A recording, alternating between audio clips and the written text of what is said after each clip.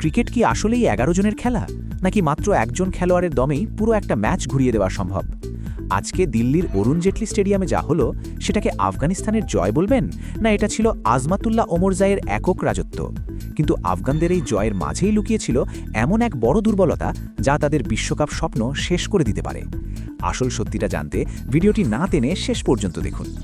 শুনুন, score card দেখে যদি ভাবেন আফগানিস্তান সহজেই জিতে গেছে, তবে আপনি বড় ভুল করছেন।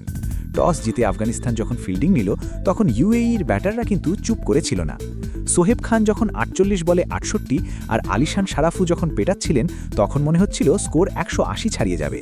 ৯৭ রানে ৩ উইকেট, ম্যাচ তখন পুরোপুরি ইউএইর দখলে। ঠিক তখনই দৃশ্যপটে এলেন আজমাতুল্লাহ ওমরজাই। মাত্র ১৫ রান দিয়ে ৪ উইকেট, একাই ইউএইর মিডল অর্ডারকে তাসের ঘরের মতো ভেঙে দিলেন। ১৬০ রানে ইউএইকে আটকে দিয়ে মনে হলো কাজ শেষ, কিন্তু না, নাটকের তো সবে শুরু। রান তারা খুঁড়তে নেমে আফগানিস্তানের পোস্টার বয় রাহমানুল্লাহ গুরবাজ করলেন কি? 0 রানে আউট। পাওয়ার প্লেতে আফগান ফ্যানদের হৃৎস্পন্দন তখন গলার কাছে। কিন্তু দাঁড়ান, আপনি কি ভাবছেন ইব্রাহিম জাদরান 50 করেছে বলেই ম্যাচটা সহজ ছিল? মোটেও না। মাঝের ওভারগুলোতে রান রেট এমনভাবে বাড়ছিল যে মনে হচ্ছিল অঘটন ঘটল বলে। গুলবাদিন নায়েব টিকলেন না, আর বলের সাথে রানের গ্যাপ বাড়ছিল। দিল্লির পিচে ১৬০ রান তাড়া করা তখন মনে হচ্ছিল এভারেস্ট জয়ের সমান। ইউএই বোলাররা কিন্তু আফগানদের নাভিশ্বাস তুলে ছেড়েছিল। যখন মনে হচ্ছিল ম্যাচটা হাত থেকে বেরিয়ে যাচ্ছে, তখনই সেই লোকটা আবার ফিরে এলো। হ্যাঁ, সেই ওমরজাই।